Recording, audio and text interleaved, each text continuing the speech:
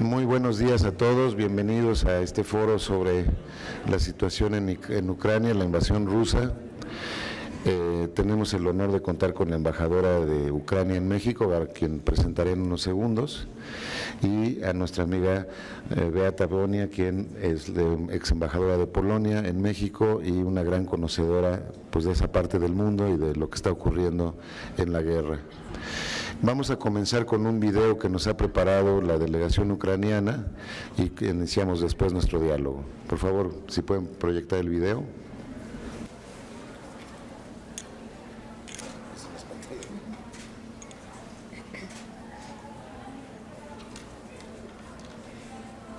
What are we fighting for? For everything we love, for the beloved, for every inch of our land, for our culture, future, not to be offended, not to end, for glorious history and marvelous landscapes, for every village, town and city, for freedom.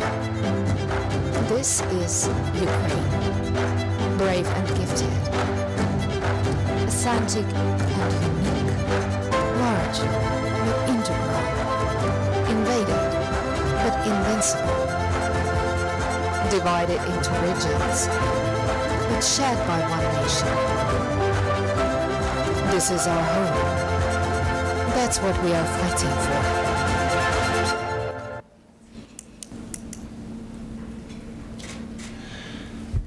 Muy bien, pues ahora sí procedemos. Voy a presentar en primer lugar a la excelentísima embajadora de Ucrania en México, Oksana Dramaretska. Ella es originaria de Kiev, forma parte del cuerpo diplomático ucraniano desde mayo de 1995 y ha ocupado distintos cargos en el Ministerio de Asuntos Exteriores de Ucrania, en la administración del presidente de Ucrania y las embajadas ucranianas en Italia, en Croacia y en Bosnia-Herzegovina. Entre 2016 y 2020 fue cónsul general en Barcelona, ahorita nos va a hablar en catalán un rato, ¿no? Entendiendo. Y desde agosto de 2020 es embajadora extraordinaria y plenipotenciaria de Ucrania en nuestro país. También tengo el enorme gusto de presentar a Beata Bonia, quien es doctora y profesora de Relaciones Internacionales del TEC de Monterrey. Fue embajadora de Polonia en México y Centroamérica entre 2014 y 2018 y por su labor diplomática recibió la condecoración de la Orden Mexicana del Águila Azteca en grado de banda. Es casi tan mexicana como nosotros ya, come chile jalapeños como nosotros y tiene un acento muy mexicano con tintes polacos.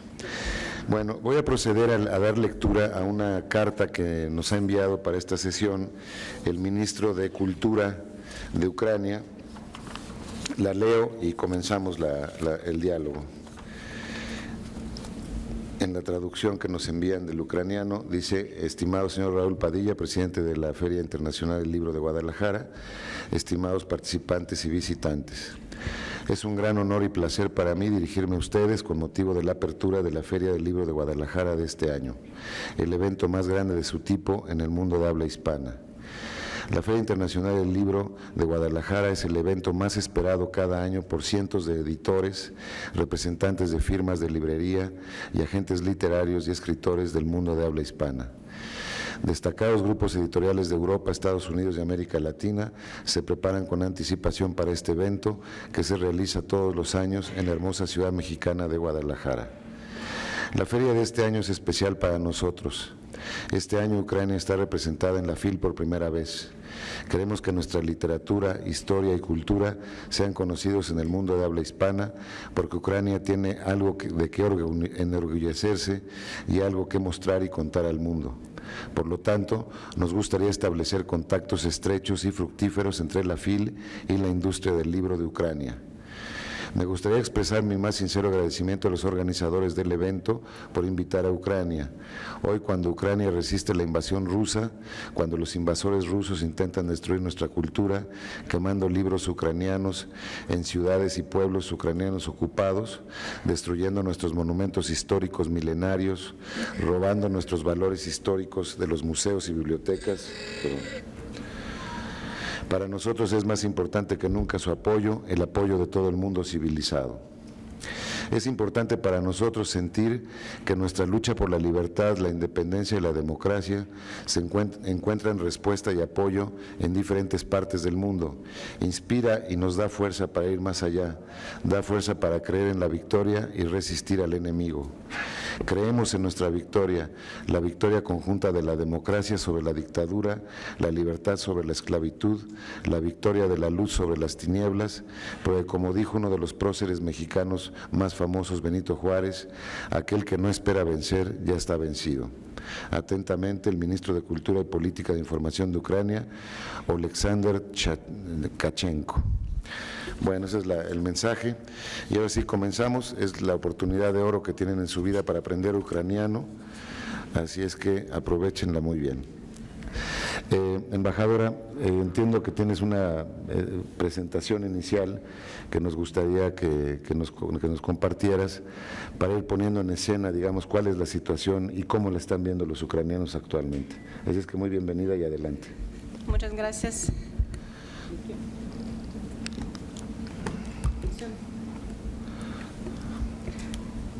Se siente así. Muy buenos días a todos, muy buenos días y gracias por la invitación para participar en este evento. Gracias Enrique para organizarlo y a Beata para acompañarnos y a todos ustedes que están aquí con nosotros en esta sala. Han pasado más de 9 meses desde que Rusia lanzó una guerra criminal y no provocada a gran escala contra Ucrania. ¿Cuál fue, y debo enfatizar cuál es el objetivo de Putin? Destruir a Ucrania y al pueblo ucraniano. Sí, este fue y todavía es el objetivo de la agresión rusa. Después de todo, la existencia misma de una Ucrania independiente y democrática al lado de Rusia es una amenaza para Putin, personalmente para él, y es una amenaza para su régimen totalitario. El plan principal, como bien saben, era capturar las ciudades claves de Ucrania, principalmente Kiev, Kharkiv, Mykolaiv, Odessa y otras ciudades en 3, quién sabe, 4 días. Remoción o asesinato del presidente Zelensky, democráticamente elegido, y luego, situacionalmente, ya sea instalar un régimen títere en Kiev o declarar estos territorios como parte de Rusia. Esto fue plan de Putin y tengo que subrayar esto, él siempre piensa sobre este plan. Esto podría ser la trama de alguna historia del siglo XVI o del siglo XIX, quizás entonces no sorprendería a nadie, pero estamos hablando sobre el siglo XXI. Entonces la pregunta clave es ¿por qué? ¿Por qué esto sería posible? ¿Por qué esto hizo posible cuando creamos decenas, si no cientos de organizaciones internacionales y regionales diseñadas para garantizar la paz en todo el mundo? La humanidad desarrolló un montón de normas, leyes, convenciones, tratados internacionales que al final resultaron inútiles, ni siquiera valiendo el papel en que están escritos. Después de todo, esto es como canciller ruso Lavrov llamó el memorándum de Budapest, que contenía garantías de la integridad territorial de Ucrania a cambio de su renuncia al tercer arsenal de armas nucleares más grande del mundo. Este documento no vale el papel en que está escrito. En este documento firmaron 5 países garantes, incluido Rusia, pero así lo calificó el señor Lavrov al respecto de este documento. Entonces, ¿por qué esto fue posible? Y la respuesta es muy simple, es la misma que en 1939. No se debe coquetear con los dictadores, no se debe apaciguar al agresor con la esperanza de que cambie su opinión y abandone sus planes agresivos. Hoy nuestro pueblo, los ucranianos, están mostrando una valentía sin precedentes, destruyendo el ejército del invasor que se jactaba de ser el segundo más poderoso del mundo. La mayoría de los países del mundo están mostrando una fuerte solidaridad para ayudarnos a liberar nuestra tierra ocupada por agresor y proteger a nuestra gente de las policías genocidas de Putin. Vemos como en diversas plataformas internacionales se buscan y encuentran las soluciones necesarias para ayudar a frenar el terror ruso, a aislar al máximo el Estado terrorista y encontrar una salida a las duras crisis globales creadas por Rusia. Nuestra reunión de hoy es dedicada a temas de las crisis globales provocadas por la agresión rusa. Considero que la primera crisis de este tipo es la destrucción de los cimientos mismos del derecho internacional, así como de los cimientos sobre los que construye el sistema moderno de las relaciones internacionales.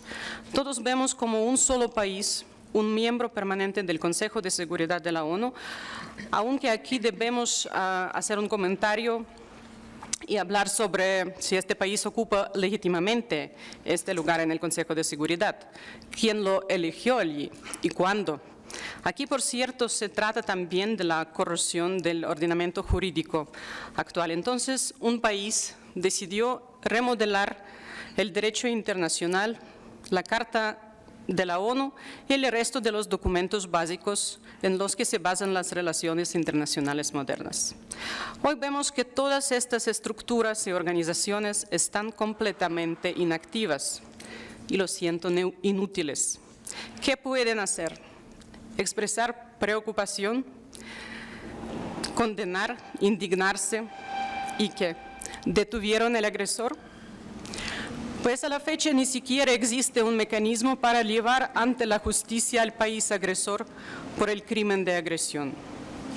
Como dijo recientemente el presidente Zelensky, la guerra rusa contra Ucrania es una prueba para cualquier organización internacional.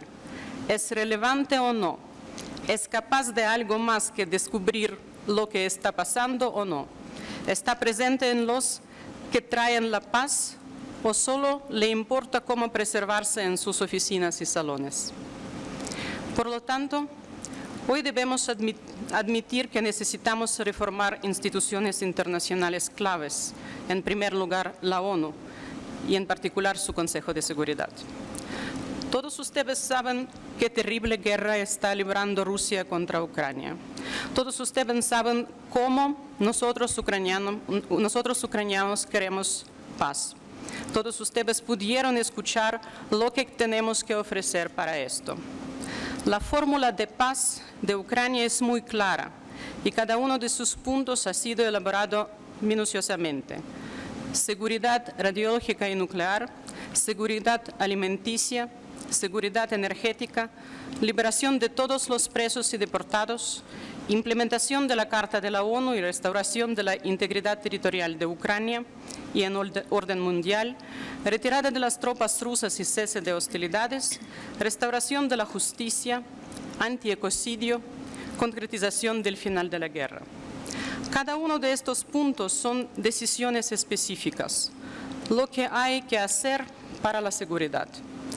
No estamos hablando sobre solo detener la agresión rusa. Estamos hablando sobre necesidad de restablecer la estabilidad y la previsibilidad para todo el mundo. Por eso, nuestra fórmula de paz es una fórmula de paz para todo el mundo. Aquellos que proponen un cese de alto fuego o cese de una guerra a todo costo simplemente no son dueños de la situación o son secuaces de Putin y transmiten sus mensajes. Quiero que entiendan una cosa: Putin no quiere final de guerra. Quiero que entiendan que Putin quiere destruir Ucrania y los ucranianos, pues por eso no quiere el final.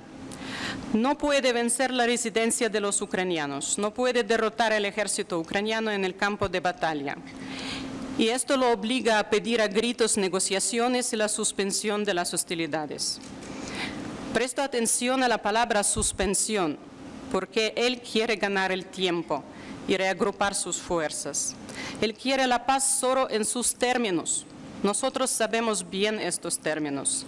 Se expresaron como el objetivo de la guerra, que Putin llama una operación especial. Ucrania y los ucranianos dejar de existir. Si alguien no entiende lo que es la desmilitarización y la desnazificación de Ucrania, entonces lo descifraré palabra por palabra. Significa la cancelación, la destrucción del Estado ucraniano y la de nación ucraniana. Nosotros en Ucrania vemos quién realmente ayuda y quién percibe el terror ruso como parte de la imagen televisiva. Vemos quién muestra humanidad al salvar a la gente y quién piensa en silencio que los ucranianos simplemente pueden ser sacrificados. Lo vemos todo. El mundo lo ve y definitivamente habrá conclusiones. Hallazgos sobre líderes específicos que tienen miedo de verdadero liderazgo, tienen otras razones por las que tienen miedo de enfrentarse a Putin. Por eso invitamos a todos los líderes a elegir un elemento de nuestra fórmula de paz que nos pueden ayudar a implementar. Ucrania realmente quiere la paz, pero para restaurar la paz necesitamos apoyo. Ucrania siempre ha ayudado y ayudará a otros. Decenas de países en el mundo cuya seguridad depende directamente de la cooperación con Ucrania lo saben con certeza. Cuando Rusia bloqueó el Mar Negro y nuestros puertos, cientos de millones de personas en varios países se encontraron al borde de una grave crisis alimentaria. Cuando logramos restaurar nuestras exportaciones y devolver millones de toneladas de productos agrícolas ucranianos al mercado de alimentos, finalmente comenzó a empezar una sensación de estabilidad. Por eso es tan importante que detengamos la agresión rusa. No se trata solo de nuestro país, que Rusia está tratando de apoderarse. No se trata solo de nuestra tierra y recursos de los que Rusia quiere apropiarse. Los ucranianos hemos experimentado muchas cosas a lo largo de nuestra historia. Terrores, guerras, holodomores, genocidios. Hoy es 281 día de la guerra. Rusia utilizó alrededor de 5.000 misiles y cohetes de diversos tipos. Cientos de nuestras ciudades simplemente fueron quemadas. Miles de personas murieron. Cientos de miles fueron deportados a fuerza a Rusia. Millones se fueron de Ucrania a otros países, escapando de la guerra. Pero nos mantendremos firmes. Como dijo Frida Kahlo, al final del día podemos soportar mucho más de lo que creemos. Se trata de más. Sobre la estabilidad para todo el mundo. Muchas gracias.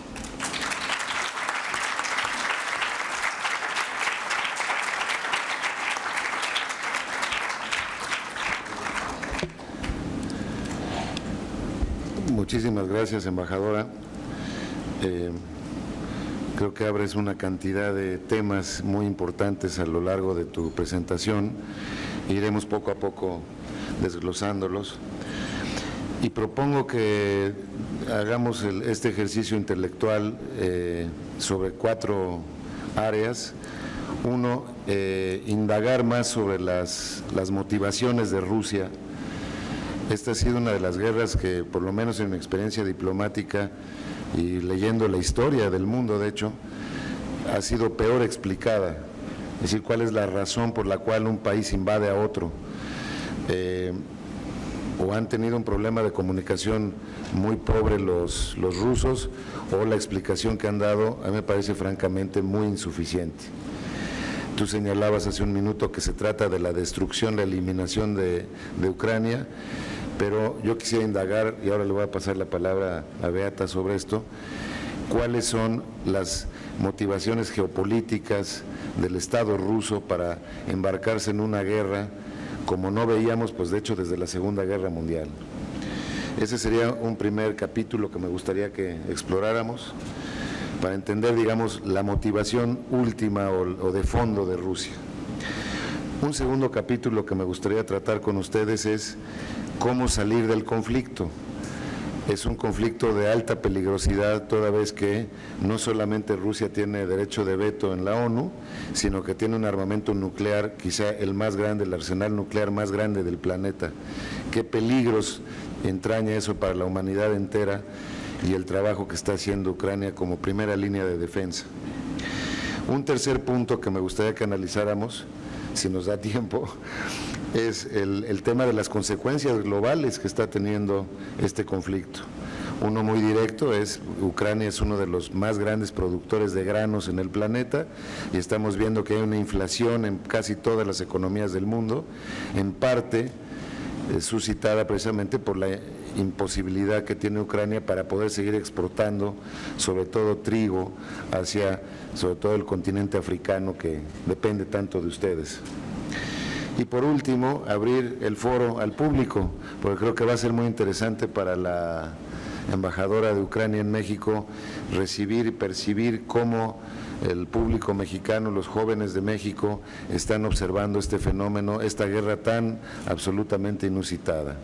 Entonces, sin más preámbulo, me gustaría pasarle la palabra a Beata para que nos explique su interpretación de las motivaciones de Rusia. Y como vecinos que son ustedes también de Rusia, pues tienes más conocimiento que nosotros. Adelante, Beata.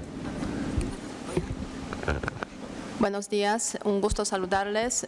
Aquí el micrófono no funciona, entonces compartimos de momento. No funciona, parece que no. Bueno, creo que no. Sí, pero con a ver si lo solucionamos. Muchas gracias, buenos días, buenas tardes ya a todas, a todos. Muchas gracias a los organizadores de esa importante Feria Internacional del Libro de Guadalajara por la invitación para estar en esta mesa hablando sobre el tema tan importante, el tema más importante en este año, sin ninguna duda, y el tema de la guerra de Rusia contra Ucrania, que está modificando de una forma sustancial las relaciones internacionales hoy en día, tiene consecuencias de corto plazo y tiene consecuencias de largo plazo. Un gusto compartir esta mesa con la embajadora Oksana Dromarecka, sin ninguna duda, y Enrique Berruga también nos conocemos desde hace tiempo. ¿Cuáles son las motivaciones de Rusia? Yo, viniendo de un país, Polonia, un país que a lo largo de la historia ha experimentado la vecindad de Rusia, puedo comentarles con claridad de que Rusia en Europa es lo que durante mucho tiempo han sido los Estados Unidos en América Latina, básicamente. Es una gran potencia que desafortunadamente no ha evolucionado en la dirección que han evolucionado los Estados Unidos, renunciando básicamente al uso de la fuerza en su territorio, en su cercanía, en su vecindad inmediata. La política expansionista de Rusia la podemos remontar hasta prácticamente el siglo XVII-XVIII.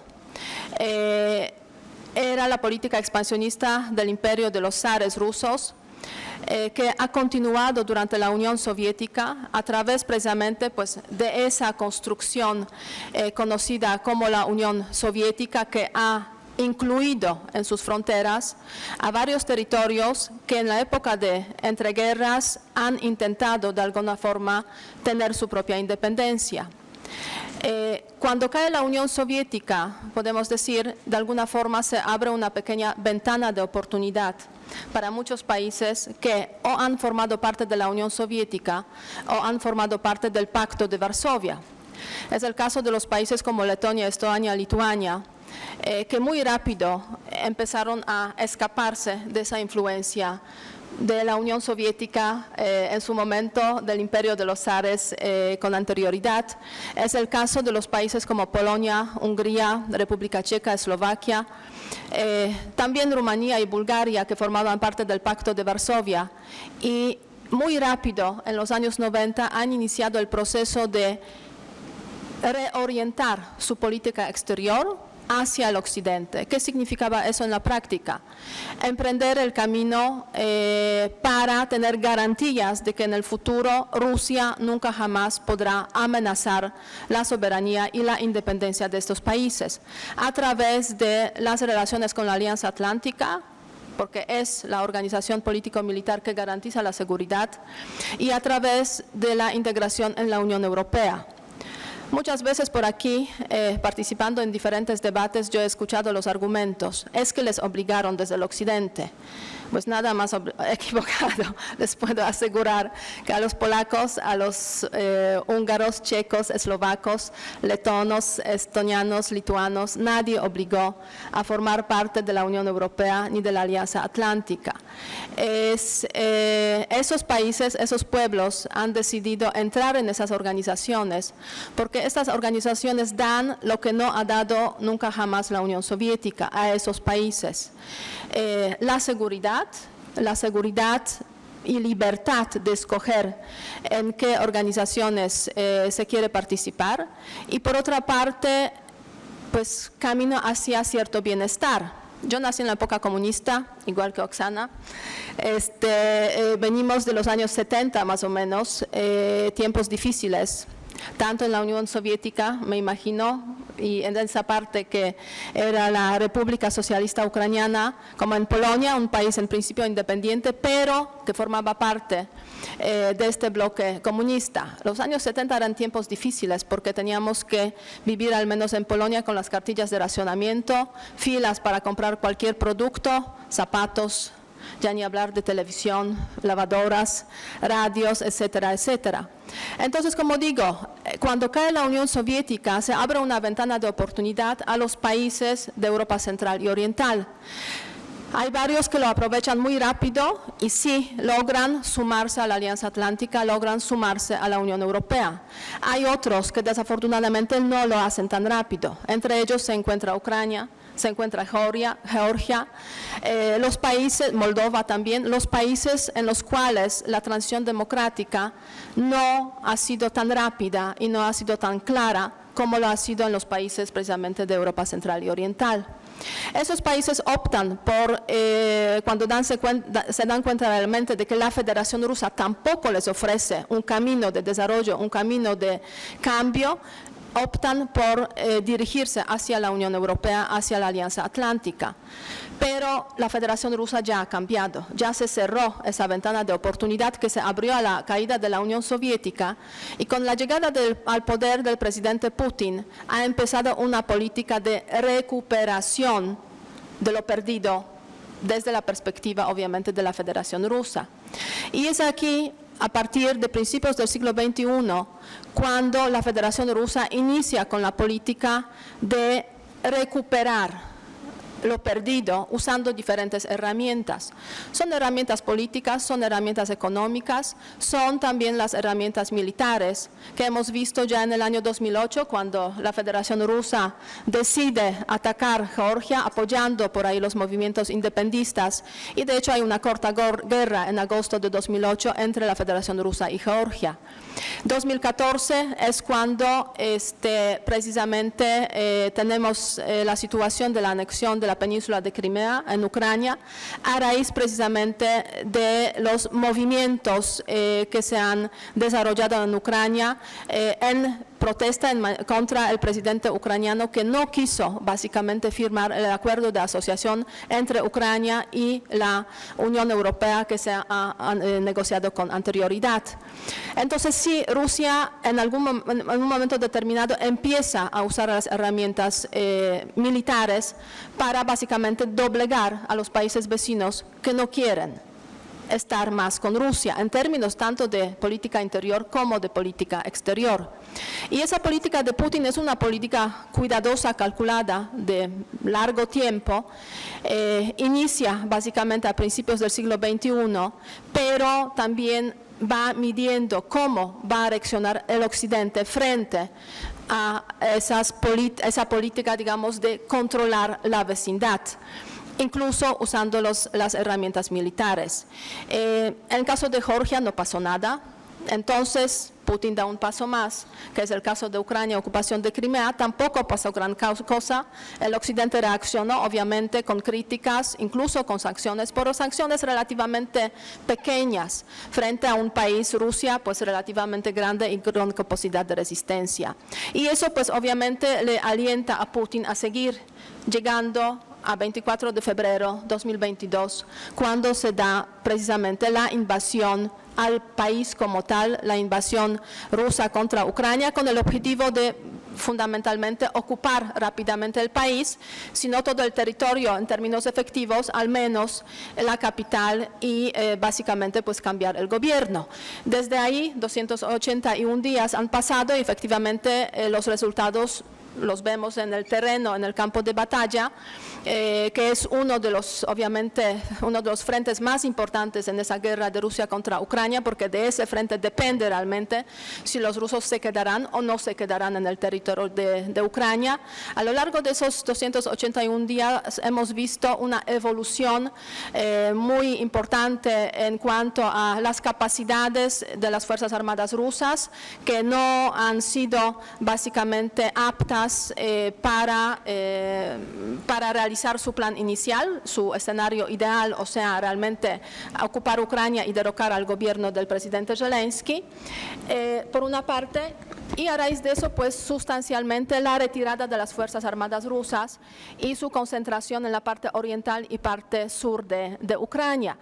Ha caído un mito importante en este sentido de las Fuerzas Armadas rusas poderosas, que no son tan poderosas, no tienen tantas capacidades, y también se ha reflejado de que la corrupción muy presente en el contexto de Rusia también afecta a esas Fuerzas Armadas.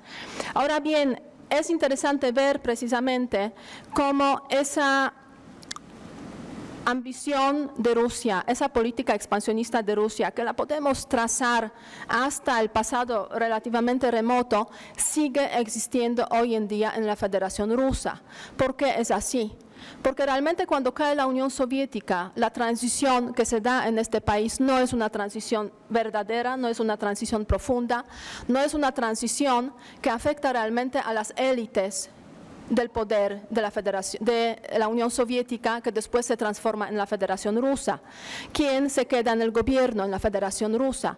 Pues son los mismos funcionarios del Partido Comunista, simplemente no las primeras caras, sino los personajes que han ocupado pues, los puestos un poco más alejados. Se convierten en los pues, principales actores de este nuevo país, Federación Rusa, que no ha logrado transformarse en términos políticos, ni ha logrado transformarse plenamente en términos económicos, y vive con este ideal del imperio y este ideal del país que debe ocupar el puesto muy importante en el contexto europeo.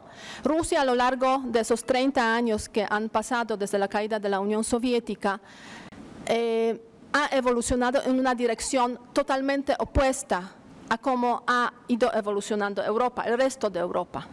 Y eso ha generado una brecha gigantesca entre lo que es Rusia en términos políticos, en términos de mentalidad también, y lo que es Europa, identificada para muchos con Europa occidental, con la democracia liberal, con la economía de mercado, con la defensa de los derechos humanos.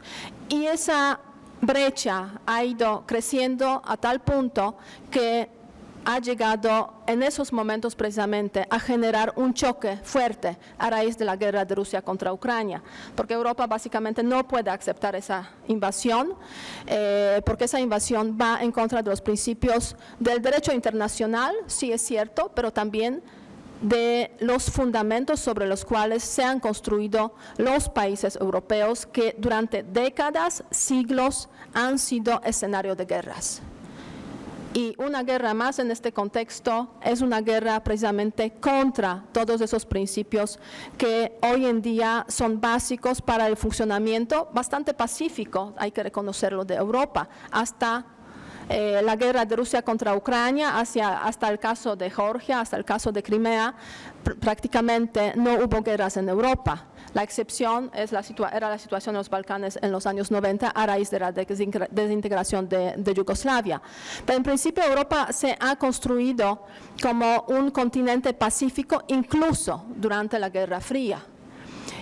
Y si buscamos las causas de esa situación, por qué Rusia decide atacar, también hay que obviamente tomar en consideración aquí al personaje principal. o sea, Vladimir Putin, el presidente de Rusia, que pues era un funcionario de KGB, de hecho, o sea, trabajaba en el espionaje, básicamente de la Unión Soviética, se convierte por razones varias en un personaje político, llega a ser nombrado sustituto de Yeltsin en el último año de su gobierno, después es elegido, bueno, mejor dicho, es una especie de dedazo porque tampoco se puede hablar de elecciones así libres, incluso en este año 99-2000 cuando él llega al poder, y poco a poco se está convirtiendo precisamente en un personaje típico de la Unión Soviética, desafortunadamente, jugando con las posibilidades que le ofrece la Federación Rusa y jugando con las posibilidades también que le ofrece sus socios, digamos, de otros países del Occidente. Entonces el personaje sí es relevante, pero no es el único problema hoy en día en la Federación Rusa y no la única causa de esa invasión, porque el personaje está rodeado por una élite económica creada de alguna forma por él, pero también una élite militar y una élite relacionada con los servicios de seguridad de la Federación Rusa. Y todo eso empuja precisamente a la máquina de guerra que hoy observamos en el contexto de la guerra de Rusia contra Ucrania. Y para finalizar, respondiendo a tu pregunta, Enrique, porque se podría hablar mucho sobre este tema, para finalizar, ¿cómo puede acabar esta guerra? De hecho, a lo largo de esos 281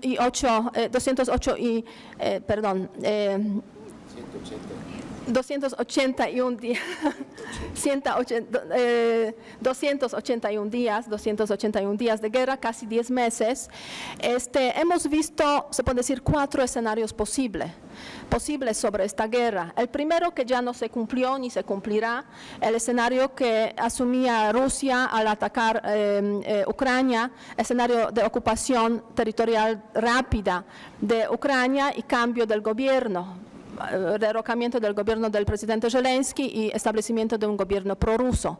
Eso no ocurrió ni ocurrirá, como podemos ver hoy en día.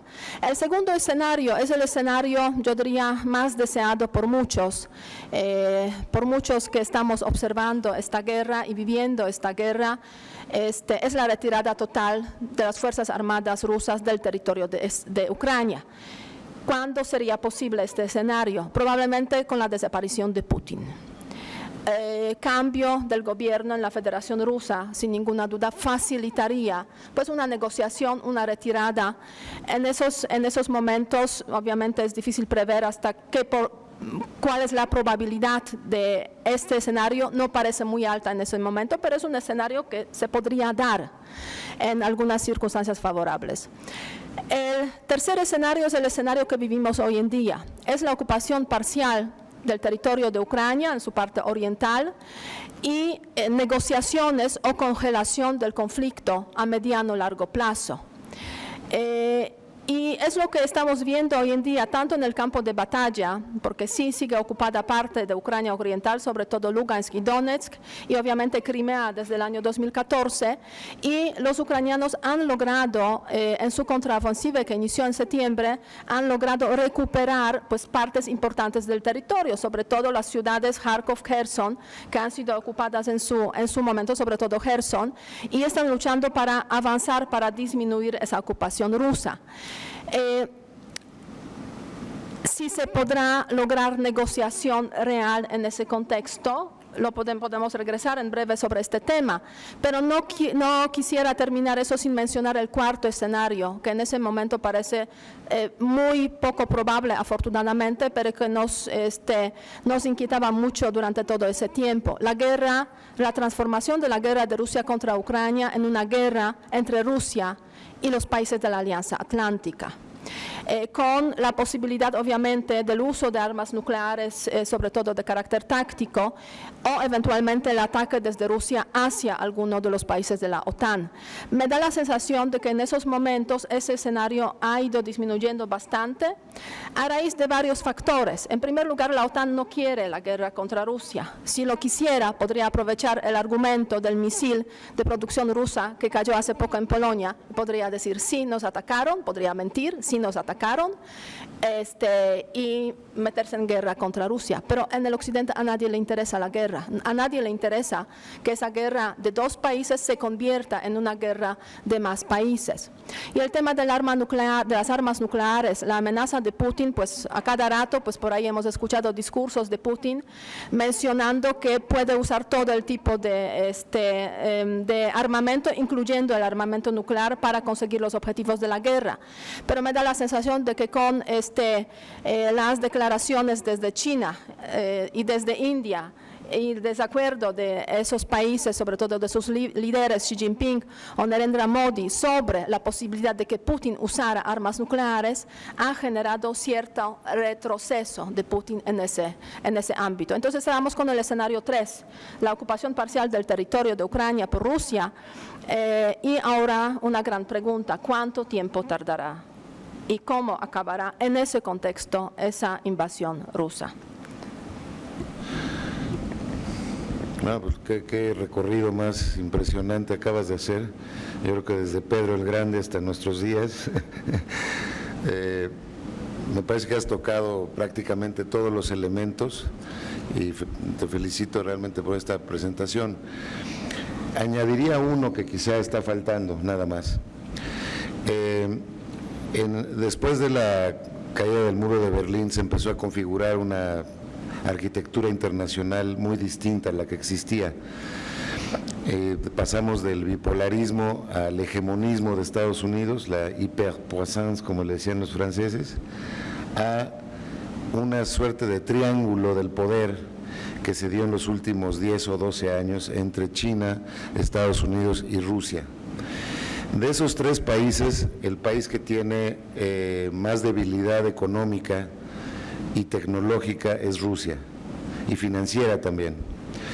Y comenzaron a sentir los rusos que, ahora sí que los trenes de Estados Unidos y de China se estaban yendo muy al frente y ellos estaban quedando rezagados en esa competencia por el poder internacional. Y me parece que también aprovecharon la falta de reacción en el mundo, primero con la guerra en Siria, después con la toma de dos porciones muy importantes de Georgia y finalmente con el caso de Crimea. La reacción internacional fue francamente muy pobre. Hubo algún amago en un momento dado por parte de las Fuerzas Armadas de Estados Unidos de contrarrestar la presencia rusa en Siria, pero como recordaremos bajaron rápidamente la cortina y no hubo un seguimiento a ese tema. Y como tú bien decías, Beata, hace unos minutos, las sanciones también fueron muy débiles en esos momentos. Entonces, ¿qué ocurrió? Que el Kremlin empezó a sentir que el área donde tenían una ventaja comparativa frente a China y Estados Unidos era en el área militar y en el área de ser más audaces que los chinos y que los rusos y que los norteamericanos en esas materias. Entonces, como comenzaban a tomar piezas del rompecabezas y nadie hacía nada, pues lógicamente el siguiente paso pues era Ucrania ya completa. Creo que esa es una parte que hay que tener en consideración en el mapa que tú has delineado y me parece que es una de las motivaciones que no puede decir Rusia públicamente, pero que está detrás de esta invasión. Ahora, me quisiera entrar, Oksana, en un par de temas delicados. Ella decía, Beata, que creo que coincido con ella, que la amenaza nuclear parecería haber disminuido. Sin embargo, el propio Putin ha señalado varias veces que un ratón acorralado es mucho más peligroso que un ratón que más o menos hace lo que quiere, ¿no? ¿Cómo están leyendo en el gobierno ucraniano esa posible reacción, o es bluff? Porque recordarás que en enero de este año se pensaba que era bluff la invasión en general y que las movilizaciones de tropas alrededor de la frontera ucraniana, incluyendo en Bielorrusia, parecía que nada más era una forma de asustar a Ucrania, pero que nunca llegarían a hacer esa invasión y finalmente la hicieron. Entonces, ¿cómo ves esa parte? Y si la desesperación, que incluso se está generando ya en desesperación de política interna dentro de Rusia, ¿a dónde puede llevar o qué consecuencias puede llegar y cómo lo están midiendo ustedes en Ucrania? Okay, muchas gracias, Enrique. Y gracias, Beata, por su... por su exposición. Sí, es de verdad muchas cosas que ha mencionado Beata es muy relevantes a lo que estamos viviendo hoy. Que sí, quería añadir antes de responder a su pregunta, Enrique, sobre por qué Rusia necesita Ucrania.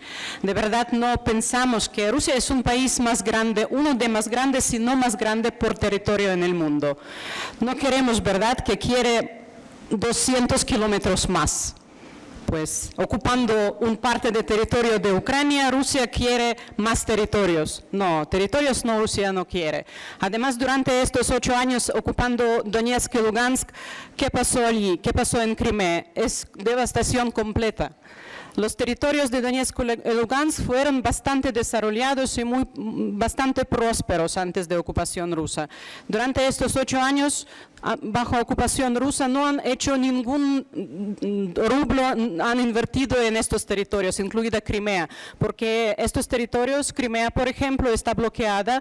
Hay un paquete de sanciones que han aceptado después de 2014. Estos territorios no se desarrollan. Por eso, por Rusia, en ningún momento no piensan de apoderarse de territorios como tales, no necesitan estos territorios.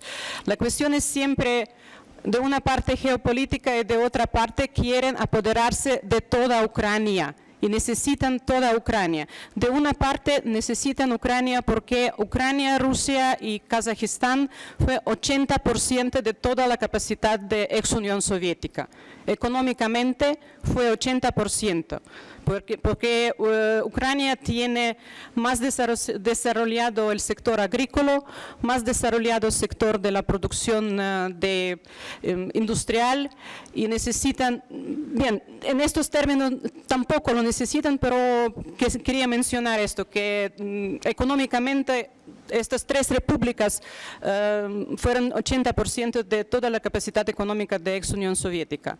De otra parte, tenemos que recordar que esta guerra empezó en 2014 y cuestión en aquel momento, se recuerden protestas de Maidán de dignidad. La cuestión no fue OTAN, no adhesión de Ucrania a OTAN, que siempre Rusia menciona, no queremos OTAN en nuestras fronteras, por eso no queremos que Ucrania entre en OTAN, por eso es amenaza a Rusia, por eso no tenemos que tener Ucrania en nuestra esfera de influencia. Ucrania tenía que firmar acuerdo sobre asociación con Unión Europea. Esta pura cuestión económica, digamos, este tipo de acuerdos, solo términos económicos mantienen.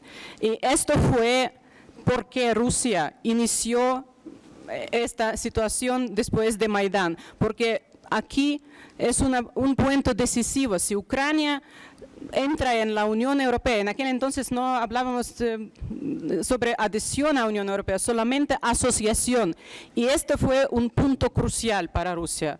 Una vez Ucrania ha firmado este acuerdo, consideraban que Ucrania está perdida para Rusia, para su influencia.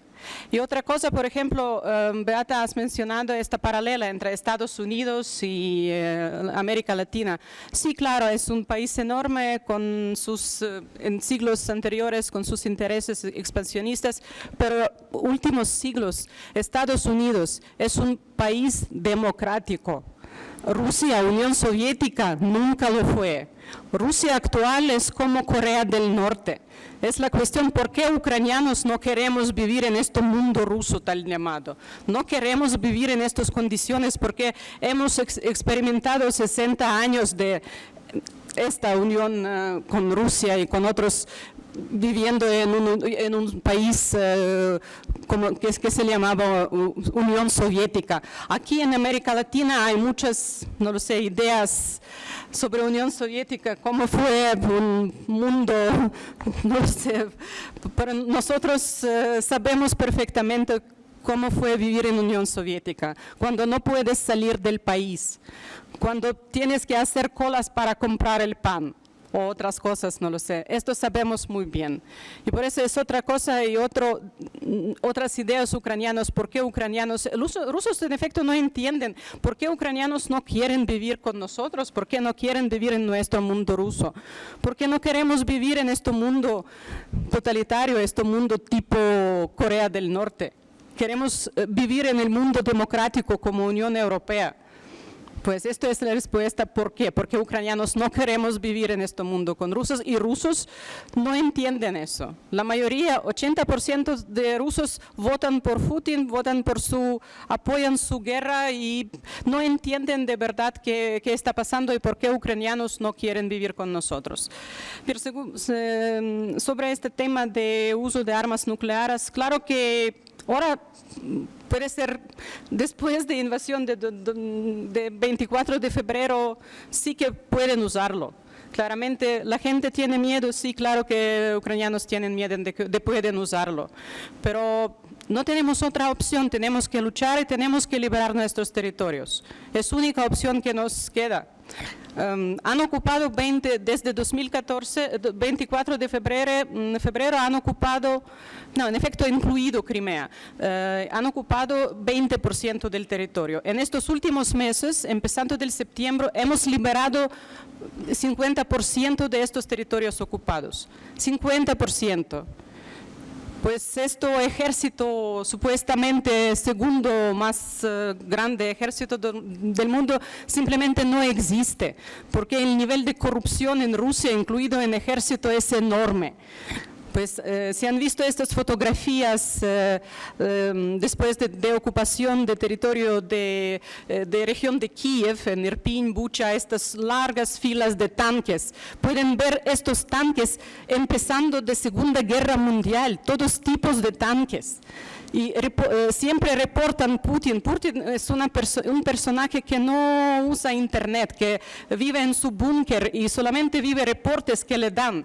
Y los siempre informaban, porque pensaba que puede apoderarse de toda Ucrania no lo sé, en 3 días. Porque le informaban que tenemos ejército, es como en Corea del Norte, tenemos ejército más grande del mundo, con armamento más avanzado del mundo. Y hemos visto estas filas de tanques con ruedas empezando de la Segunda Guerra Mundial. Y la gente la gente volvió a sus casas, han robado ellos, incluido, no lo sé, ropa, pero estos soldados rusos no tenían ropa, no lo sé, sí, adecuada y han robado todo de las casas de ucranianos, este segundo ejército del mundo. Por eso estos son mitos que, no sé, estos últimos meses el ejército ucraniano ha hecho grandes cosas. Sí, tenemos miedos de armas nucleares, pueden usarlos, los pueden usar, sí.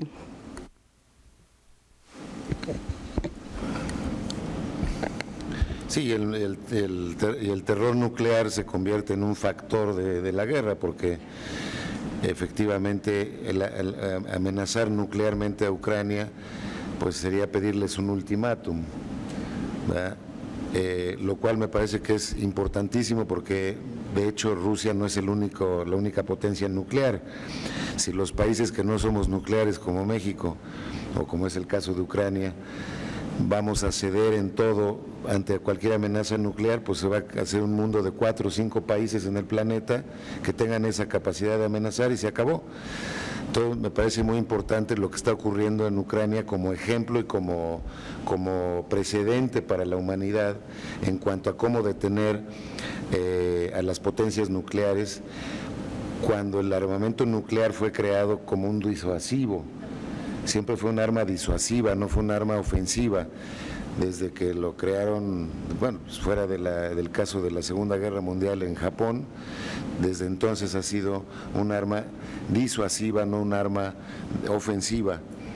Pero vamos saltando ahora sí al tercer tema, de las consecuencias globales que está teniendo esta invasión, porque no es nada más Ucrania que está sufriendo, sino hay muchísimos países del mundo y sistemas que están siendo colapsados precisamente por esta guerra. No sé si quieras abundar un poco sobre eso, Beata. Y luego... Sí, yo creo que es el tema fundamental, las consecuencias globales, porque realmente si esa guerra de Rusia contra Ucrania no tuviera esas consecuencias globales en sentido de corto plazo, mediano y largo plazo, pues probablemente aquí no estaríamos hablando sobre el tema. porque está relativamente lejos, ¿no? No cabe duda, y no hay tanto interés en esa región. No, y hay otros conflictos localizados Sí, que no tienen no esta llegan, repercusión. Exactamente, no tienen esta proyección global. Ahora bien, cuando hablamos de las consecuencias globales, yo creo que hay que diferenciar claramente entre las consecuencias de corto plazo y las consecuencias de largo plazo. Las consecuencias de corto plazo están relacionadas con esa perspectiva de tiempo de 2-3 años, contando desde el comienzo de la guerra hasta más o menos 2024. Y esas consecuencias están relacionadas sobre todo con la dimensión económica del asunto, si lo hablamos en términos globales. Y aquí hay que reconocer que tanto Rusia como Ucrania son países que no tienen una gran participación, por ejemplo, en el comercio internacional, en total como es 1.5% del comercio internacional, pero sí tienen una importante participación en dos sectores de este comercio internacional que es crucial para muchos países del mundo. Y es el sector de alimentos y el sector energético. De hecho, Rusia es responsable de más o menos exportación de 10% del petróleo, 20% del gas. Ucrania es responsable de la exportación de 25% del trigo a nivel mundial, de 15% de cebada y 45% de girasol. Además, en los tres países tenemos también minerales que son, o microelementos que son importantes, por ejemplo, para la industria automotriz y para la industria de microchips, que es paladio, rodio y neón. Entonces, cuando empezó la guerra de Rusia contra Ucrania, inmediatamente se lanzaron alarmas en esos sectores y esa alarma se sumó a la situación ya difícil económicamente hablando que vivía el mundo a raíz de la pandemia. Entonces el año 2020 para el mundo es el año de la pandemia, un debacle económico, un decrecimiento impresionante. 2021 empieza la recuperación económica con la perspectiva, si lo vemos desde la perspectiva de 2021, de que 2022 va a haber mayor crecimiento, y a todo eso llegó la guerra de Rusia contra Ucrania en febrero de 2022.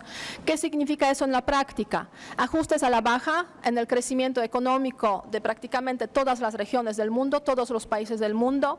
Se calcula más o menos que la guerra nos cuesta en diferentes proporciones en diferentes partes, pero entre 0.7 hasta 1.4 puntos porcentuales de crecimiento. Reducción a la mitad del comercio internacional y aparte de eso inflación, que se veía venir ya a raíz de la pandemia y la crisis que ha generado la pandemia, pero con la guerra de Rusia contra Ucrania y afectación a los sectores energético y de alimentos, esa inflación se extiende y sube. Y lo vivimos obviamente en México, más o menos 8 punto algo, o sea, menos de 9% de inflación. Lo viven los países europeos de una forma terrible a veces, o sea, inflación entre 6%, 15% en caso de Polonia, o sea, jamás visto desde los años 90, cuando inflación sí, a la caída de la Unión Soviética era terrible, 20% los países bálticos como Letonia, Estonia, Lituania, más Argentina, Turquía, que son ya dos casos que han tenido sus propias inflaciones, entre 60 y 80% hoy en día. Entonces sí, inflación es un fenómeno que no hemos conocido durante muchos años en prácticamente la mayoría de los países del mundo y es lo que nos afecta muchísimo. Pero aparte de eso, los sectores concretos, sector de alimentos, la guerra sí ha generado muchos temores relacionados con la hambruna. ¿Por qué? Porque Rusia bloqueó básicamente, ocupó los puertos ucranianos por los cuales salía la exportación del grano ucraniano, o debía salir, digamos, no dejó de salir esa exportación durante muchos meses de la guerra. De hecho, 50% del grano que se consume en Medio Oriente, en norte de África, procede de Ucrania. Afortunadamente se logró hace 3 meses el primer acuerdo sobre la exportación del grano ucraniano por el Mar Negro, gracias a la intermediación de Turquía y las Naciones Unidas, y hace poquitos días se renovó ese acuerdo, afortunadamente, para los siguientes 3 meses. Entonces, a raíz de eso ha habido como cierta, se puede decir, cierto bajón en esa presión al sector de alimentos. Y otro punto es el punto energético. O sea, Rusia es la gran proveedora de recursos energéticos, del petróleo y del gas, sobre todo al espacio europeo. Los europeos más o menos compran 26% 60% de su petróleo a Rusia y compran más de 40% de su gas a Rusia. Y con la guerra de Rusia contra Ucrania, los europeos decidieron imponer sanciones, por ejemplo, en el sector del petróleo, en el sector de carbón también, en el sector de gas, dejándose o quedándose sin sanciones hasta ahora. Y en ese tiempo Rusia también ha jugado con el tema del gas, disminuyendo la exportación del gas hacia los países europeos, lo cual ha generado las subidas de los precios en cada uno de esos recursos energéticos, o sea, de 150 a 200%, incluso en algunos casos varias veces más. Y eso pues ha impactado también a otros mercados energéticos en el mundo, porque los europeos estaban buscando y siguen buscando desesperadamente sustitución al petróleo y al gas ruso en otros mercados, y eso afecta pues a todo el mundo. Eso tiene algunos beneficios para los países que son productores o exportadores de esos recursos energéticos en otras partes del mundo, Medio Oriente, África del Norte, incluso América Latina. Se ha, por ejemplo, liberalizado en ese sentido también el trato que se ha dado durante mucho tiempo a Venezuela. Eso también es la consecuencia, por ejemplo, de la guerra. Pero bueno, si hablamos de esas consecuencias económicas, se puede decir que en unos 2-3 años, o sea, a corto plazo, el mundo, o sea, la economía global seguramente podrá absorber esas consecuencias negativas de la guerra. Se calcula que básicamente a finales del año próximo ya empezará una recuperación, 2023, y 2024 sería ya el año más de la recuperación, obviamente siempre y cuando no cambien las circunstancias relacionadas con la guerra de Rusia contra Ucrania. Esos son de corto plazo. ¿Cuáles son de largo plazo? Yo diría es fin de una época. Y aquí sí entramos en términos económicos en una nueva época en la historia de las relaciones internacionales. Si la caída del comunismo, desaparición de la Unión Soviética fue inicio de las transiciones democráticas, fue inicio de la época de la globalización económica, hoy en día con claridad podemos decir esa época ha acabado y estamos regresando a la época donde se construyen nuevos muros y se construyen pues nuevos espacios de conflicto que se están profundizando en varios contextos. Se llega también a una etapa de desglobalización tal como la conocimos hasta ahora. Globalización es sobre todo intercambio de productos, de bienes. Eso, digamos, se acaba de alguna forma o se transforma hacia una época de regionalización tanto de la producción como de las relaciones económicas entre los países. Y aquí pues en ese sentido hay grandes perdedores sin ninguna duda, las empresas que tienen que reubicarse, relocalizarse, pero también hay grandes digamos vencedores en este contexto o países que pueden ganar como México, que está cerca precisamente de grandes consumidores como los Estados Unidos. Y finalmente cuando hablamos de esta guerra de Rusia contra Ucrania hay perdedores también en otros términos, la agenda global. El tema del cambio climático pasó al segundo plano, no cabe duda. Primero pasó al segundo plano por la pandemia, ahora pasa al segundo o tercer plano por la guerra de Rusia contra Ucrania. Otro gran perdedor es la lucha contra la pobreza también. Y el tercer gran perdedor es el tema de los derechos humanos. ¿Por qué hoy no hablamos de Irán tanto? ¿Por qué los grandes países no se pronuncian sobre lo que está pasando en Irán, la lucha de las mujeres? Porque cada uno está muy cuidadoso para no abrir nuevos frentes. Y eso sí, eso significa básicamente sacrificar el tema de los derechos humanos porque hay asuntos más relevantes, más importantes desde la perspectiva de las relaciones internacionales, como es precisamente la invasión rusa, la guerra de Rusia contra Ucrania y la respuesta que se ha dado a esa pues violación flagrante del derecho internacional. Y eso es la prioridad y ojalá la guerra termine pronto para que podamos regresar de alguna forma a cierta normalidad, pero no cabe duda que si lo vemos desde la perspectiva de mediano largo plazo, los próximos 10-15 años van a estar marcados por la confrontación y la brecha que se abrió a raíz de la guerra entre Rusia y los países europeos, Estados Unidos, Occidente. La brecha que se generó no se va a cerrar tan fácilmente en los siguientes 10-15 años.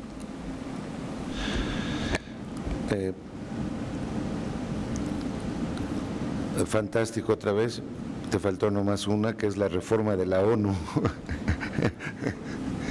Me parece que si algo podemos aprovechar de esta tragedia que se llama la invasión rusa a Ucrania es para incentivar una transformación. Tenemos preguntas a pasto. Bueno, podemos incentivar ahora sí con gran vigor una reforma, empezando por la del Consejo de Seguridad. Yo, como saben, he estado ahí varios años y es una cuestión un poco extraña porque cualquier intento de limitar el veto sería vetado, entonces se acaba la discusión. Ampliar el número de miembros permanentes del Consejo de Seguridad sería vetado. Propusimos en su momento México con un grupo grande de países que para que se vetara una resolución, imagínense lo importante que sería ahora, tuviera que haber 2 vetos, no uno de los miembros del Consejo de Seguridad. Si ustedes conservan el derecho de veto, está bien, eso no se va a mover, pero necesitan tener un acompañante cuando menos entre los 5, de otra suerte no hay. Yo no estoy seguro que Rusia ahorita mismo pudiera vetar las resoluciones que ha habido en el caso ucraniano en función de eso, es decir, si hubiera habido la necesidad de tener 2 vetos, no creo que hubiera funcionado.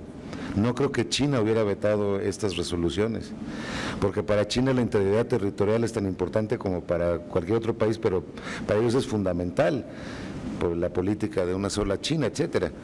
Entonces, veo muy difícil esa parte, pero me parece que sería un momento para acompañar a Ucrania y decir, esto tiene que reformarse porque el sistema no está funcionando, se puede dar la invasión de uno grandote frente a uno más chico sin ningún tipo de consecuencia. Entonces creo que en la parte de los organismos internacionales es uno de los otros cambios, de ese cambio de era a la que te refieres, Beata. ¿Quisieras hacer algún comentario, Oxana, antes de que pasemos a las preguntas, que como verán tengo aquí un tomo? Quisiera solamente añadir a esta cuestión de reforma del Consejo de Seguridad. En primer lugar, tenemos que cuestionar estamos cuestionando la posición y puesto de Rusia en Consejo de Seguridad. Quiero mencionar acá que después de la disolución de Unión Soviética, todas 15 repúblicas se declararon herederas de Unión Soviética en todos los aspectos, políticos, económicos, en todos los aspectos. Y si recordamos cómo disolució Yugoslavia o cómo disolució República Checoslovaquia, pues Chequia y Eslovaquia querían tener una nueva procedura para entrar en la ONU. En ex-Yugoslavia, todas las repúblicas, Serbia una más declaró también que soy heredera única de ex-Yugoslavia. Esto no han aceptado. Tenía que tener todo el proceso y adherirse a la ONU como nuevo Estado. En la situación de Unión Soviética es la misma cosa. Fue firmado un documento entre repúblicas que este país que se llamaba Unión Soviética ya no existe. Entonces, todas las repúblicas tenían que tener esta procedura de entrar a la ONU, sí. Solamente Rusia, miraculosamente, se proclamó heredera del puesto de Unión Soviética en Consejo de Seguridad y ahora lo ocupa. En ningún documento de la ONU actualmente no se menciona Rusia, se menciona siempre Unión Soviética. Y este tema es muy importante para nosotros y vamos a proceder con este tema. ¿Cómo Rusia podría tener este puesto en Consejo de Seguridad? Sí, ese debate lo ha suscitado el embajador ucraniano en Naciones Unidas varias veces, sí, de que efectivamente no había una herencia automática hacia, en este caso, una de las repúblicas socialistas soviéticas, que era Rusia. Y nadie lo discutió en su momento, hay que decirlo. Hubo un vacío mundial en que nadie cuestionó de que no fuera Moscú, ¿verdad? Nadie dijo, que sea Kiev, ¿no? Nadie dijo, o que fuera Kazajstán, nadie dijo. Y ahí se quedó, en ese vacío heredaron el asiento permanente en el Consejo de Seguridad. Sí, por favor. Sí, en tiempos de Unión Soviética, Unión Soviética tenía su puesto en la ONU, Ucrania y Bielorrusia. 3 puestos habían. Entonces Ucrania no tenía que empezar el proceso de entrar en la ONU, Bielorrusia tampoco. Pero Rusia fue parte de Unión Soviética y ella se autoproclamó como una heredera, que fue, no lo sé, en aquel entonces fue una confusión y aceptado, pero esto es ilegalmente. Sí, efectivamente se generó un vacío político, jurídico en ese momento y lo ocupó la Federación Rusa. Yo con toda franqueza creo que, sé que lo ha insistido la delegación ucraniana en Naciones Unidas, pero creo que va a ser muy difícil llegar muy lejos por esa vía. Yo vería otros caminos, digamos, para ser más eficaces, en donde tendría mucho apoyo, incluso la postura ucraniana, porque hace eco de las posturas de países como México, por ejemplo, que hemos cuestionado el uso del veto pues prácticamente a lo largo de toda la historia. Entonces creo que podrían tener muchísimos más aliados. Pero bueno, voy a leer rápidamente las preguntas y voy a tratar de condensarlas. Ustedes me perdonarán si omito alguna cosa, pero primera pregunta, son 12 que tengo aquí, más las que se estén acumulando por allá. ¿Estamos bien con estas 12? Bueno, ¿cómo podría asegurarse que otro país no replique lo cometido por Rusia? Pues bueno, lo hemos hablado un poco aquí, pero lo pongo sobre la mesa. ¿Qué podría hacerse para que los tratados internacionales se respeten? Esa sí es la pregunta de los 64,000 pesos, o ya más de 64,000, porque ya no. ¿Qué podríamos hacer los ciudadanos para ayudar a los ciudadanos mexicanos para ayudar a los ciudadanos ucranianos? Eso creo que sí vale la pena que lo resaltes ahorita, Oksana. Pregunta la embajadora, ¿cuál es el interés de Ucrania en América Latina, específicamente en el marco de este conflicto armado?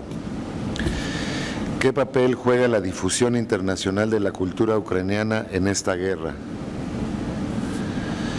Como personas y diplomáticos, ¿cuál fue la sensación que tuvieron cuando las fuerzas rusas abandonaron Jersón y vieron las reacciones de la gente en la ciudad?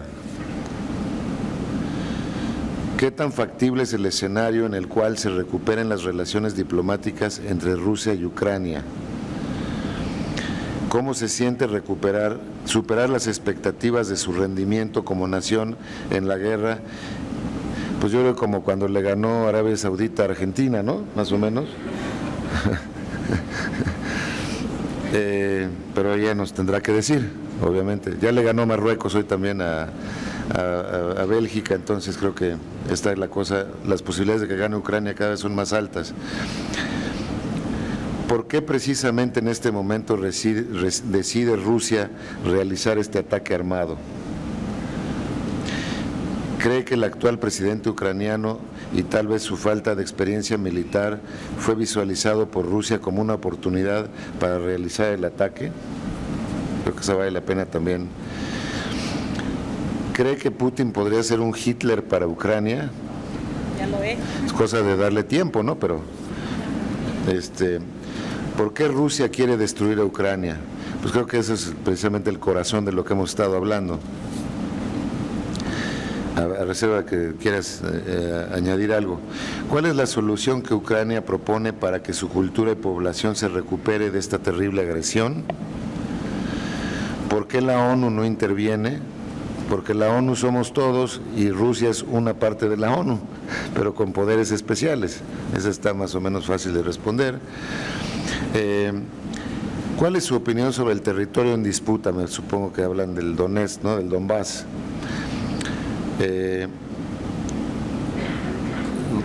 ¿Grupos neonazis ucranianos existen? Que es parte de lo que ha estado señalando Rusia. Futuro de Europa respecto al gas ruso, que es lo que hablaba Beata hace unos minutos. Y última, en base a la violación sobre los derechos fundamentales, las instituciones y organismos encargados de la paz, ¿en verdad están interfiriendo para el apoyo, para volver a estar en tranquilidad o se mantienen al margen de la situación? Bueno, esa la respondo muy rápido. Los organismos internacionales no se mandan por sí mismos, tienen que recibir un mandato de la comunidad internacional, que es la Asamblea General o el Consejo de Seguridad o alguno de los organismos especializados de la ONU. Pero bueno, resumiendo, me gustaría entrar en dos muy fuertes que veo acá. Uno, ¿por qué no, si quieres desarrollar un poco esta idea que creo que está en la mente de todos, cómo podemos los mexicanos ayudar a los ucranianos? Bien, muchas gracias por esa pregunta, es verdaderamente fundamental, porque pienso que para ucranianos es importante sentirse apoyados. Pues si la gente mexicana apoya a Ucrania, esto es muy importante. Y queremos que esta voz de la gente mexicana común sea más fuerte.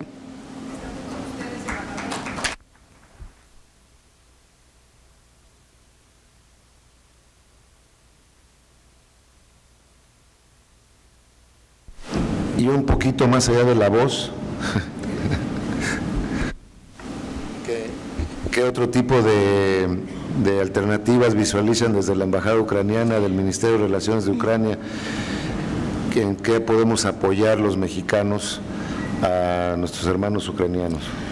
Bien, quiero, en primer lugar, hay que mencionar que México fue muy de apoyo para Ucrania en todas las organizaciones internacionales.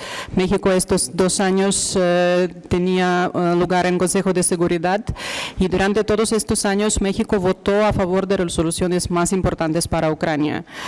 Y esto es importantísimo para nosotros porque en muchos casos yo sé cuando se discuten estas resoluciones o proyectos de estas resoluciones en Consejo de Seguridad, muchos países en América Latina dicen vamos a votar como vota México. Por eso para nosotros es muy importante y delegación mexicana es muy brava en Consejo de Seguridad. Quería mencionar última resolución, no sé cómo se llama en español, es resolución sobre restitución. Y sí, es muy importante, fue votada el 14 de noviembre. Esta resolución Rusia usó claramente su derecho de veto en el Consejo de Seguridad y después esta resolución, automáticamente la resolución va a Asamblea General y en Asamblea General esta resolución fue votada a favor para 90 y pico países, pues ha pasado esta resolución. Es importante que establece mecanismo para reparación de Ucrania y para posibilidad de congelar todos los fondos de Rusia para restaurar a Ucrania. Esto es muy importante y México votó a esta resolución, hizo que muchos de los países latinoamericanos, casi todos los votaron, me parece solo Brasil se abstenció, otros países no hablamos de Cuba o Nicaragua claramente, Venezuela tampoco votó, pero fue abstention también de Venezuela, pero otros países latinoamericanos han votado esta resolución gracias a México. Pues esto es muy importante. Esto es este nivel político que necesitamos de México. Además, México fue promovedor junto con Francia, de una resolución también muy importante sobre ayuda humanitaria a Ucrania. Tengo que admitir que hasta ahora hemos recibido poco apoyo financiero de parte del gobierno mexicano. Quiero agradecer al Ministerio de Agricultura, Secretaría de Agricultura de México, han apoyado a nosotros con una donación de semillas, es muy importante, fue muy grande, bastante grande esta donación que han recibido en Odessa, pero México no ha donado ningún centavo ni al gobierno ucraniano ni a organizaciones internacionales como UNICEF, ACNUR, para apoyar el trabajo de estas instituciones en territorio de Ucrania. Por eso pienso que posición y postura del pueblo es muy importante en este sentido también. Yo a título personal diría que una de las cosas que podemos hacer es abrir las puertas de nuestras casas con los refugiados ucranianos, ¿verdad? Entonces yo creo que habría muchísimos voluntarios y voluntad en México de recibir a personas que se encuentren desplazadas por la guerra, que es una cosa muy práctica, muy puntual y que ayuda a muchas personas y muchas familias, les salva la vida. México lo hizo con muchísimos judíos en la Segunda Guerra Mundial, que pasaban por el consulado mexicano en París, lo hemos hecho en otras etapas de la historia, con la Guerra Civil Española, etcétera. Yo no veo por qué no podemos abrazar a los ucranianos de la misma manera como se hizo en otras etapas, diría yo, luminosas de la historia diplomática mexicana. Y si me permites, Sí, claro. Enrique, dos puntos aquí, cómo los mexicanos o mexicanas pueden ayudar en el contexto de la guerra de Rusia contra Ucrania.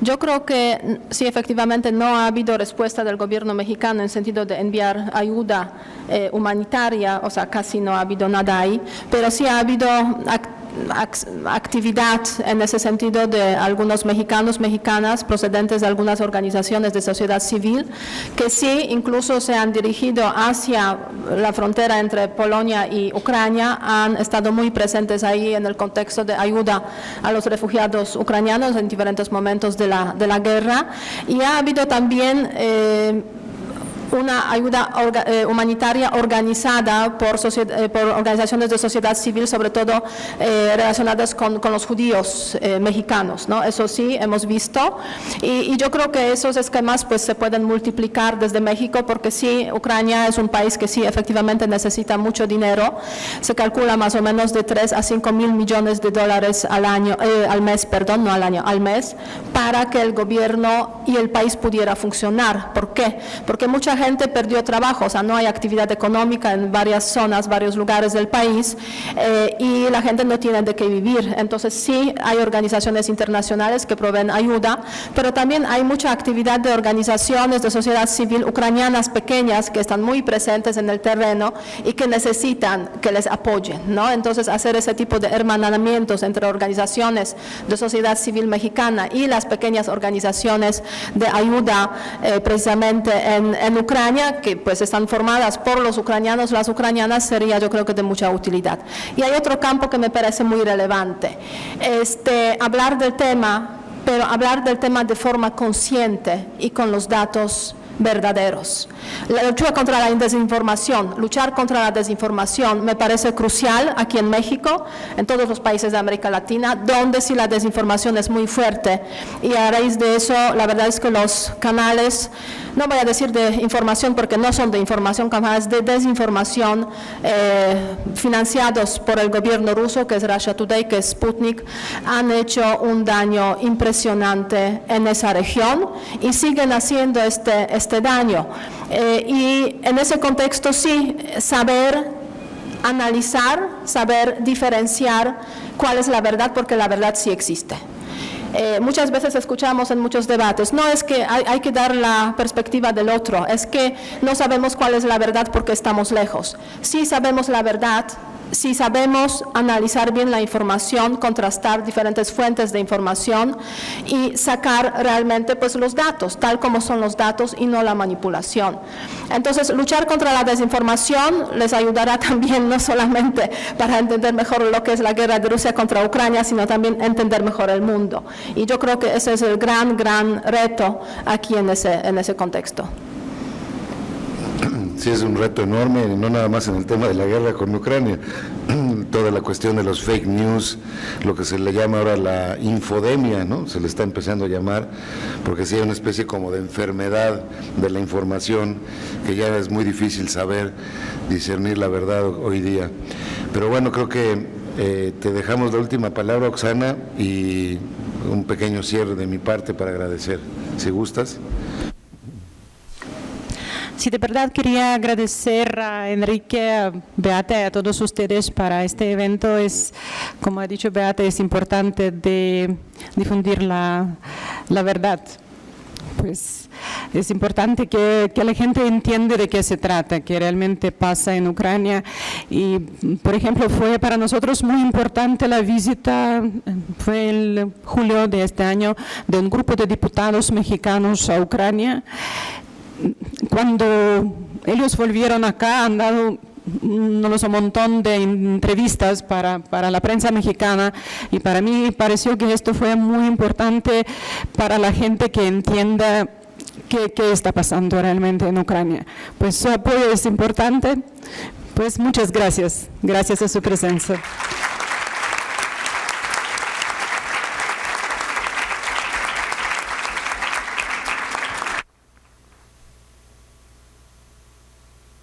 Muchísimas gracias, Beata. Creo que tu participación fue crucial esta tarde para tener una perspectiva muy completa y muy rica, muy profunda de lo que está ocurriendo y de lo que viene también, que te referiste.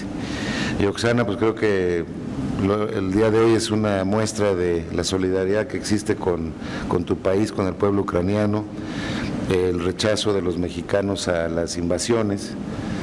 Nosotros somos uno de los países más experimentados en invasiones. Creo que Polonia y México somos de los que, por desgracia, hemos sufrido más invasiones en la historia, de manera tal que nos solidarizamos contigo, te deseamos lo mejor y ojalá que el ejercicio del día de hoy pues sirva para estrechar más los lazos entre los dos países y para que se comprenda mejor la postura ucraniana en esta grave crisis. Muchísimas gracias a todos por estar acá y bueno, seguimos adelante. Muchas gracias.